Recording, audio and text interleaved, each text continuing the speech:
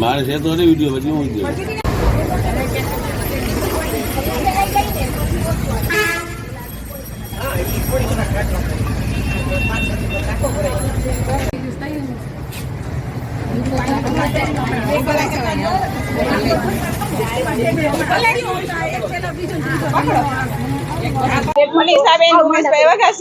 મનીષાબેન કેટલા સમયથી પાણી દૂષિત આવે છે?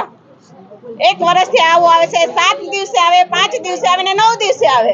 આમાં પબ્લિક 2 કલાક તો વેસ્ટ જવા દેવાનું ગટરમાં જ પાણી। 1 કલાક ભરવાનું તો માણા કપડા ધોવે, પીવાનું પાણી રાખે કે નાવા ધોવાનું રાખે, વાસણ ઉટકવા ક્યાં જાય? આમાં બધાને સગવડ હોતી નથી પાણીની કે ટાંકા ભરી રાખી 9 દિવસનું, અને ફિક્સ ટાઈમ જ નથી હોતું। 1 કલાક તો ગટરનું જ આવે, બીજી કલાકે થોડુંક તાજ હોય, ત્રીજી કલાક 1 કલાક ભરવાનું છે। 1 કલાકમાં માણાને 7 દિવસનું પાણી થાય? એને કઈ જવાબ આપો। 1 કલાકમાં થાય છે ને આ પાણી કોણ પી જાય? આ 1 લીટર એકની પાણી કોઈ બોટલ પીવે તો કેવાય સાચો?